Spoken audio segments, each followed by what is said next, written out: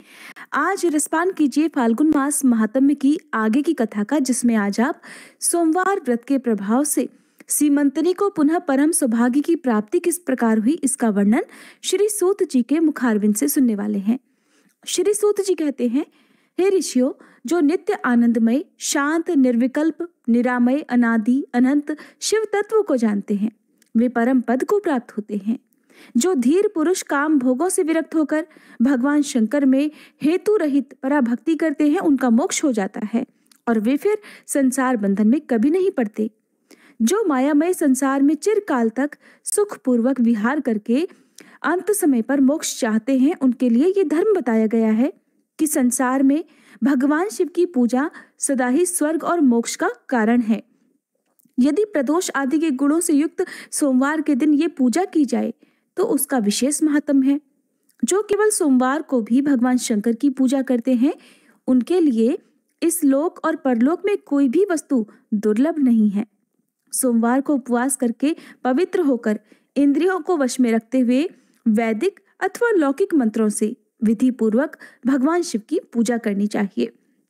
ब्रह्मचारी, गृहस्थ, कन्या, सुहागिन स्त्री अथवा विधवा कोई भी क्यों ना हो, भगवान शिव की पूजा करके मनोवांछित वर पाता है। इस विषय में हे ऋषियों, अब मैं एक कथा कहूंगा जिसको सुनकर मनुष्य मोक्ष प्राप्त करते हैं और उनके मन में भगवान शिव की भक्ति जागृत हो जाती है। आर्यावर्त में चित्रवर्मा नाम से प्रसिद्ध एक राजा थे। वे दुष्टों को दंड देने के लिए यमराज के समान समझे जाते थे। वे धर्म मर्यादाओं के रक्षक, कुमार्गगामी पुरुषों को दंड देकर राह पर लाने वाले, समस्त यज्ञों का अनुष्ठान करने वाले और शरणार्थियों की रक्षा करने में समर्थ थे। भगवान शिव और विष्णु में उनकी बड़ी भक्ति थी। राजा चित्रवर्मा ने अनेक परम पराक्रमी पुत्रों को पाकर अंत में एक सुंदर मुख वाली कन्या भी प्राप्त की। एक दिन राजा ने जातक के लक्षण जानने वाले श्रेष्ठ ब्राह्मणों को बुलाकर कन्या की जन्म कुंडली के अनुसार भावी फल पूछे। तब उन ब्राह्मणों में से एक बहुज्ञ विद्वान ने कहा, महाराज, ये आपकी कन्या सीमंतिनी नाम से प्रसिद्ध होगी। यह भगवती उमा की तरह मांगल्यमयी, दमयंती की तरह परम सुंदरी, सरस्वती जी के समान सभी कलाओं को जानने वाली तथा लक्ष्मी जी की तरह अत्यंत सद्गुणों से सुशोभित होगी। ये 10,000 वर्षों तक अपने स्वामी के साथ आनंद भोगेगी और 8 पुत्रों को जन्म देकर उत्तम सुख का उपभोग भी करेगी। इसके बाद दूसरे ब्राह्मण ने कहा कि महाराज, ये कन्या 14वें वर्ष में विधवा हो जाएगी। ये वज्राघात के समान दारुण वचन सुनकर राजा 2 घड़ी तक तो चिंता में ही डूबे रहे। उसके बाद सभी ब्राह्मणों को विदा करके राजा ने कि सब कुछ भाग्य के अनुसार ही होता है, ऐसा समझकर चिंता ही छोड़ दी। सीमंतनी अर्थात राजा की कन्या अब धीरे धीरे सयानी होने लगी। अपनी सखी के मुख से भावी वैधव्य की बात सुनकर कि उसे 14 वर्ष के बाद जल्दी ही विधवा होने का दुर्भाग्य भी झेलना पड़ेगा, ये बात सुनकर उसे बड़ा खेद हुआ। उसने चिंतामग्न होकर याज्ञवल्क्य मुनि की पत्नी मैत्रेयी से पूछा, माताजी, मैं आपके चरणों की शरण में आई हूँ, मुझे सौभाग्य बढ़ाने वाले सत्कर्म का उपदेश तो कीजिए। इस प्रकार शरण में आई हुई राजकन्या से पतिव्रता मैत्रेयी कहने लगी, सुंदरी, तो शिव सहित पार्वती जी की शरण में जा और सोमवार को एकाग्र चित्त होकर स्नान और उपवास पूर्वक स्वच्छ वस्त्र धारण करके शिव और पार्वती का पूजन कर। सोमवार के दिन शिव और पार्वती की आराधना करती रहे। इससे बड़ी भारी आपत्ति पड़ने पर भी तो उससे मुक्त अवश्य ही हो जाएगी। घोर से घोर और भयंकर महाक्लेश में पड़कर भी शिव पूजा कभी मत छोड़ना। उसके प्रभाव से महान भय से तुम अवश्य ही पार हो जाओगी। इस प्रकार सीमंतनी को आश्वासन देकर पतिव्रता मैत्रेयी आश्रम को चली गईं। राजकुमारी ने उनके कहे अनुसार भगवान शिव का पूजन प्रारंभ कर दिया। निषद देश में नल की पत्नी दमयंती के गर्भ से इंद्रसेन नाम का पुत्र हुआ था। राजा इंद्रसेन के पुत्र चंद्रांगद हुए। राजा चित्रवर्मा ने राजकुमार चंद्रांगद को बुलाकर गुरुजनों की आज्ञा से उन्हीं के साथ अपनी पुत्री सीमंतनी का विवाह कर दिया। उस विवाह में बड़ा भारी उत्सव हुआ था। विवाह के पश्चात चंद्रांगद कुछ समय तक तो ससुराल में ही रहे। फिर एक दिन राजकुमार यमुना के पार जाने के लिए अपने कुछ मित्रों के साथ एक नाव पर सवार हो गए। भाग्यवश वह नाव यमुना के भंवर में मल्लाहों सहित डूब गई। यमुना जी के दोनों तटों पर बड़ा भारी हाहाकार मच गया। इस दुर्घटना को देखने वाले समस्त सैनिकों के विलाप से उस समय सारा आकाशमंडल गूंज उठा। डूबने वालों में से कुछ तो मर गए और कुछ ग्रहों के अर्थात मगरमच्छों के पेट में चले गए और राजकुमार आदि कुछ लोग उस महाजल में अदृश्य हो गए। ये समाचार सुनकर राजा चित्रवर्मा बड़े व्याकुल हुए और यमुना जी के किनारे आकर मूर्छित होकर गिर पड़े। सीमंतिनी ने भी जब ये समाचार सुना तब वह अचेत होकर धरती पर गिर पड़ी। राजा इंद्रसेन भी अपने पुत्र के डूबने का समाचार पाकर अपनी रानियों सहित बहुत दुखी हुए और सुध-बुध खोकर वो भी धरती पर गिर पड़े। फिर बड़े बूढ़ों के समझाने पर राजा चित्रवर्मा धीरे धीरे अपने नगर में आए और उन्होंने अपनी पुत्री को धीरज बंधाया। राजा चित्रवर्मा ने जल में डूबे हुए अपने दामाद का और्ध्वदैहिक कृत्य वहां आए हुए उनके बंधु बांधवों से करवाया। पतिव्रता सीमंतनी ने चिता में बैठकर फिर पतिलोक में जाने का विचार कर लिया, किंतु उसके पिता ने स्नेहवश उसे रोक दिया। तब वह विधवा जीवन बिताने लगी। मुनि पत्नी मैत्रेयी ने जिस शुभ सोमवार व्रत का उपदेश दिया था उसे सदाचार परायणा सीमंतनी ने विधवा होने पर भी नहीं छोड़ा। इस प्रकार 14वें वर्ष की आयु में अत्यंत दारुण दुख पाकर वह भगवान शिव के चरण कमलों का चिंतन करने लगी। शिव जी की आराधना करते करते उसे 3 वर्ष बीत गए। उधर पुत्र शोक से उन्मत्त हुए राजा इंद्रसेन को बलपूर्वक दबाकर उनके भाइयों ने उनका सारा राज्य छीन लिया और उन्हें पत्नी सहित पकड़कर कारागृह में डलवा दिया। इंद्रसेन के पुत्र चंद्रांगद यमुना के जल में डूबने पर नीचे नीचे गहराई में उतरने लगे। बहुत नीचे जाने पर उन्होंने नीचे नाग वधुओं को जल क्रीड़ा में निमग्न देखा। राजकुमार को देखकर वे भी हैरान हुई और उन्हें पाताल लोक में ले गई। वहां चंद्रांगद ने तक्षक नाग के परम अद्भुत रमणी नगर में प्रवेश किया और इंद्र भवन के समान मनोहर एक सुंदर महल देखा जो बड़े बड़े रत्नों के प्रकाशमान किरणों से प्रकाशित हो रहा था। भगवान सूर्य के समान तेजस्वी तक्षक नाग को सभा भवन में विराजमान देखकर परम बुद्धिमान राजकुमार ने प्रणाम किया और हाथ जोड़कर खड़े हो गए। तक्षक के तेज से उनके नेत्र चौंधिया गए। इधर नागराज ने भी मनोरम राजकुमार को देखकर उन नागिनों से पूछा कि ये कौन है और कहां से आया है। तब उन्होंने बताया कि हमने इसे यमुना जल में देखा है और इसके कुल तथा नाम का परिचय न होने के कारण आपके पास लेकर आई हैं। तब तक्षक ने राजकुमार से ही पूछा कि तुम किसके पुत्र हो, कौन हो, कौन सा तुम्हारा देश है और यहाँ पर तुम्हारा कैसे आना हुआ। तब वह राजकुमार कहने लगा कि भूमंडल में निषद नाम से प्रसिद्ध एक देश है। उसके स्वामी राजा नल महायशस्वी हो गए हैं। वे पुण्य श्लोक माने जाते हैं और उनके पुत्र इंद्रसेन हुए और इंद्रसेन का पुत्र मैं हुआ। मेरा नाम चंद्रांगद है। मैं अभी नया नया विवाह करके ससुराल में टिका हुआ ही था और यमुना जी के जल में विहार करता हुआ देव की प्रेरणा से डूब गया। फिर ये नाग पत्नियां मुझे आपके पास ले आई हैं। पूर्व जन्मों के अर्जित किए हुए पुण्यों के प्रभाव से ही मैंने यहाँ आपके चरणारविंदों का दर्शन किया है। आज मैं धन्य हूँ, मेरे माता पिता धन्य हो गए क्योंकि आपने दया करके मेरी ओर देखा और मुझसे वार्तालाप किया है। इस प्रकार अत्यंत मनोहर उदारतापूर्ण वचन सुनकर तक्षक ने कहा, राजकुमार तुम भय मत करो, धीरज रखो और बताओ कि तुम संपूर्ण देवताओं में किसकी पूजा करते हो। तब राजकुमार ने कहा कि जो संपूर्ण देवों में महादेव कहे जाते हैं उन्हीं विश्वात्मा उमापति भगवान शिव की मैं पूजा करता हूँ, जो विधाता के भी विधाता, कारण के भी कारण और तेजों में सर्वोत्कृष्ट तेज हैं। वे भगवान शिव मेरी परम गति हैं, जो अत्यंत निकट होकर भी पाप से दूषित चित्त वाले पुरुषों के लिए बहुत दूर हैं और जिनके तेज की कोई सीमा नहीं है, जो अग्नि, भूमि, वायु, जल और आकाश में भी स्थित हैं। वे विश्वात्मा भगवान सदाशिव हम सब के लिए परम पूजनीय हैं, जो संपूर्ण भूतों के साक्षी, सबकी आत्मा में स्थित रहने वाले परमेश्वर तथा निरंजन हैं। संपूर्ण संसार जिनकी इच्छा के अधीन है, मैं उन भगवान शिव की पूजा करता हूँ। ज्ञानी पुरुष जिन्हें एक आदि और पुराण पुरुष कहते हैं, गुणों के भेद से जिनमें भिन्नता की प्रतीति होती है, जिन्हें कोई तो क्षेत्रज्ञ, कोई तुरी और कोई कूटस्थ कहते हैं, वे भगवान शिव मेरे परम आश्रय हैं।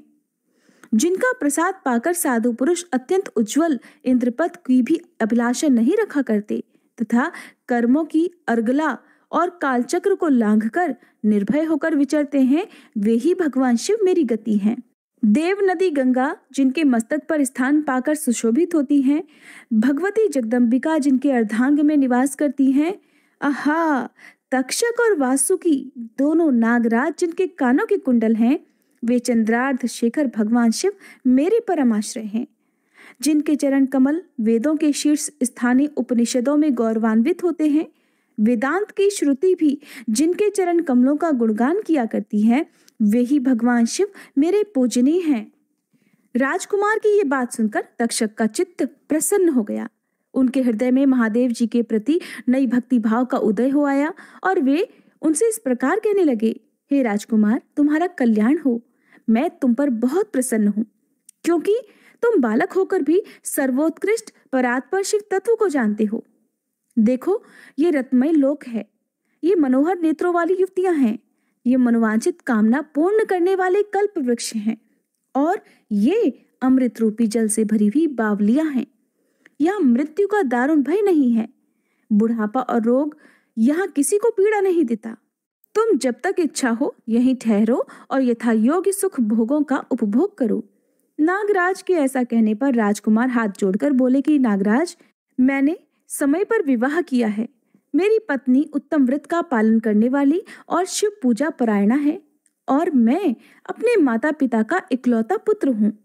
वे सब लोग इस समय मुझे मरा हुआ मानकर महान शोक से घिर गए होंगे, अतः मुझे किसी भी प्रकार यहाँ अधिक समय तक नहीं ठहरना चाहिए। आप कृपा करके मुझे उसी मनुष्य लोक में पुनः पहुंचा दें। सुनकर नागराज ने कहा, राजकुमार, तुम जब जब मुझे याद करोगे तब तब तुम्हारे सामने मैं प्रकट हो जाऊंगा। ऐसा कहकर उन्होंने राजकुमार को एक सुंदर अश्व अर्थात घोड़ा भेंट किया, जो इच्छा के अनुसार चलने वाला था। अनेक प्रकार के द्वीपों, समुद्रों और लोकों में उसकी अप्रतिहित गति थी। इसके सिवा उन्हें रत्नमय आभूषण, दिव्य वस्त्र और दिव्य अलंकार भी भेंट किए। उनकी सहायता के लिए सारी व्यवस्था करने के बाद नागराज तक्षक ने जाओ कहकर प्रेम पूर्वक उन्हें विदा कर दिया। चंद्रागत उस घोड़े पर सवार होकर निकले और थोड़ी ही देर में यमुना जी के जल से बाहर आकर उस दिव्य अश्व पर चढ़े हुए ही नदी के रमणीय तट पर घूमने लगे। इसी समय पतिव्रता सीमंतनी अपनी सखियों से घिरी हुई वहां स्नान करने के लिए आई। उसने यमुना जी के तट पर मनुष्य रूपधारी नागकुमार के साथ भ्रमण करते हुए राजकुमार चंद्रागत को देखा। दिव्य अश्व पर आरूढ़ हुए अपूर्व आकार वाले उन राजकुमार को देखकर वह उन्हीं की ओर दृष्टि लगाए खड़ी हो गई। उसे देखकर चंद्रागत ने भी मन ही मन विचार किया कि लगता है इसे मैंने पहले कभी कहीं देखा है। इसके बाद तो वह घोड़े से उतरकर नदी के किनारे आ बैठे और उस सुंदरी को बुलाकर उसको पास बिठाकर पूछा कि तुम कौन हो, किसी की स्त्री और किसकी कन्या हो। सीमंतनी लज्जावश स्वयं कुछ भी नहीं कह सकी। तब उसकी सखियों ने सारी बात बताई कि इसका नाम सीमंतनी है और ये निषद राज इंद्रसेन की पुत्रवधू, युवराज चंद्रागत की रानी तथा महाराज चित्रवर्मा की पुत्री है। दुर्भाग्यवश इसके पति इस महाजल में डूब गए हैं, जिससे वैधव्य का दुख प्राप्त करके यह बाला शोक से सूखती जा रही है। अत्यंत प्रबल शोक में ही इसने 3 वर्ष बिता दिए हैं और आज सोमवार है, इसलिए यहाँ यमुना जी में स्नान करने के लिए आई हुई है। इसके ससुर का राज्य भी शत्रुओं ने छीन लिया है, बलपूर्वक उस पर अधिकार जमा लिया है और वे महाराज अपनी पत्नी के साथ उसकी कैद में पड़े हुए हैं। ये सब होने पर भी यह निर्मल अंतःकरण वाली सदाचार परायणा राजकुमारी प्रति सोमवार को अत्यंत भक्तिभाव के साथ पार्वती जी सहित महादेव जी की पूजा करती है। उत्तम व्रत का पालन करने वाली सीमंतनी ने अपनी सखी के मुख से सब बातें कहलवाकर स्वयं भी राजकुमार से पूछा कि आप कौन हैं? आपके पार्श्ववर्ती ये दोनों पुरुष कौन हैं? आपने मेरे वृत्तांत को एक स्नेही की तरह क्यों पूछा है? महाबाहो, मुझे ऐसा लग रहा है कि पहले मैंने कहीं आपको देखा है। आप मुझे स्वजन की तरह प्रतीत हो रहे हैं। ऐसा कहकर राजकुमारी सीमंतनी अपने नेत्रों से आंसू की धारा बहाती हुई बहुत देर तक फूट फूट कर रोती रही और फिर मूर्छित होकर धरती पर गिर पड़ी। अपनी प्रियतमा के शोक का कारण सुनकर चंद्रागत भी शोक से व्याकुल होकर 2 घड़ी तक चुपचाप बैठे रहे, जिसके बाद सीमंतनी उठकर राजकुमार को बारंबार निहारने लगी। उसने पहले देखे हुए अंग चिन्हों, स्वर आदि लक्षणों, अवस्था के प्रमाण तथा रूप रंग आदि की परीक्षा करके ये निश्चय किया कि अवश्य यही मेरे पति हैं, क्योंकि मेरा हृदय प्रेम से अधीर होकर इन्हीं में अनुरक्त हुआ है। परंतु क्या मुझ अभागिनी को अपने मरे हुए पति का दर्शन हो सकता है? ये स्वप्न है या भ्रम? या फिर मुनि पत्नी मैत्रेयी ने जो मुझे कहा था कि तुम भारी से भारी विपत्ति में पड़ने के बाद भी इस व्रत का पालन जरूर करती रहना, कहीं ये उसी का तो फल नहीं? एक श्रेष्ठ ब्राह्मण ने मेरा 10,000 वर्षों का सौभाग्य बतलाया था। उन ब्राह्मण देवता का ये वचन अवश्य सत्य होगा। ये ईश्वर के बिना भला कौन जान सकता है? इधर प्रतिदिन मुझे मंगल सूचक शुभ शकुन दिखाई देते रहे हैं। पार्वती जी के प्राणनाथ भगवान शिव के प्रसन्न होने पर देहधारियों के लिए कौन सी वस्तु दुर्लभ हो सकती है? इस प्रकार तरह तरह से मन में विचार करके उसका संदेह दूर हो गया। तब लज्जा से उसने अपना मुख नीचे की ओर कर लिया। उस समय राजकुमार ने कहा, भद्रे, मैं तुम्हारे पति के शोक संतप्त माता पिता से ये समाचार बतलाने के लिए जा रहा हूँ। तुम्हारा कल्याण हो, तुम्हारे पति तुमसे शीघ्र ही मिलेंगे।